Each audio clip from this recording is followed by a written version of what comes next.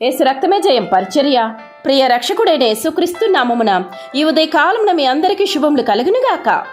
యెహోవా తన సైన్యమును నడిపించుచు ఉరుము వలె గద్దించుచున్నాడు. ఆయన దండు బహు గొప్పదై ఉన్నది, ఆయన ఆజ్ఞను నెరవేర్చున్నది బలము గలది. యెహోవా దినము బహు భయంకరము, దానికి తాళగలవాడెవడు అని దేవుని వాక్యము సెలవిస్తున్నది. ప్రియ సహోదరి సహోదరులారా, దేవుని ప్రజలు దేవుని విడిచిపెట్టారు.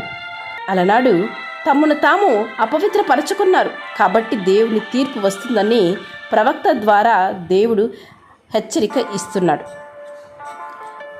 యెహోవా మహాదినము బహు భయంకరము, దాన్ని తాళగలిగిన వాడు ఏ ఒక్కరూ లేదు. బాకా ఊదుడి, ఇది హెచ్చరిక నాదము. దేవుని తీర్పును గూర్చిన హెచ్చరికలు వస్తున్నప్పుడు దేవుని వాక్యమునకు మనము లోబడి మారు మనసు పొందాలి.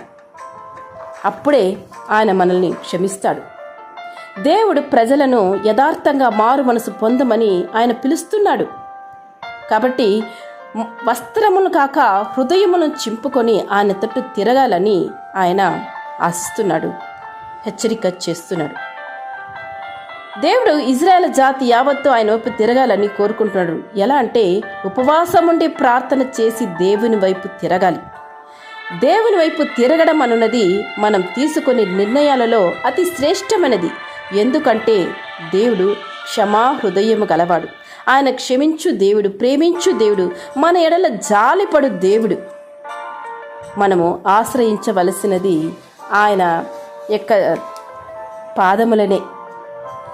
దేవుడు పాపమును అసహించుకుంటాడు. దేవుని ప్రజలు పాపములను దేవుని యొద్ద ఒప్పుకొని విడిచిపెట్టాలని ఆయన కోరుకుంటున్నాడు. దేవుని కోపము పుట్టించు పనులు నీలో ఉన్నవేమో చూసుకో. ఆయన కోపాగ్నికి కారకుడుగా మారిపోకు. ఇంతవరకు నిన్ను సజీవ లెక్కలు దేవుడు ఉంచినాడంటే ఆయన ఇచ్చిన ఈవులు మాత్రమే.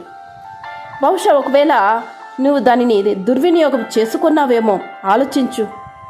ఎంతగా ఆయనను సంతోషకరమైన జీవితం జీవించాలో జీవించక ఈ లోకంలో నీవు ఇష్టానుసారంగా జీవించి ఆయనకు బాధకరమైన స్థితిని తెచ్చిపెట్టావా? ఇప్పుడైనా సిద్ధపడు. అప్పుడే నీవు దేవుని కనికరాన్ని పొందుకొందువు.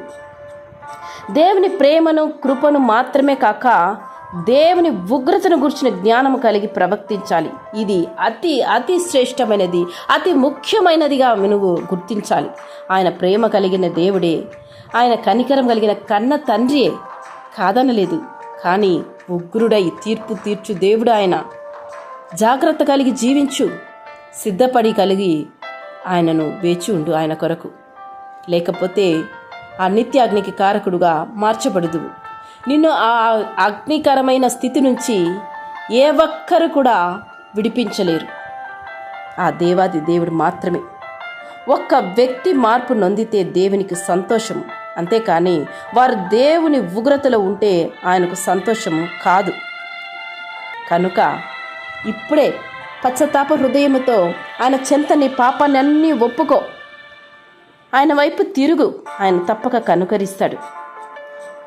నీ బిడ్డగా నేను లోబడి నీకు సంతోషం తెచ్చి బిడ్డగా నన్ను సిద్ధపరచుకోమని తండ్రి నాకు కృప చూపండి అని ఆయన చెంత ఇప్పుడే ఆయన సన్నిధానములో మోకరించి వేడుకో. క్షమాపణ పొందుకు. నీవు ప్రేమను బట్టి నీ కృతజ్ఞాస్తుతులు చెల్లిస్తున్నానయ్యా, నీకు ప్రీతికరంగా జీవించడానికి నాకు కృపనివ్వుము దేవా అని ఆయన చెంత గోజాడి ప్రార్థించు. తప్పక కరుణిస్తారు.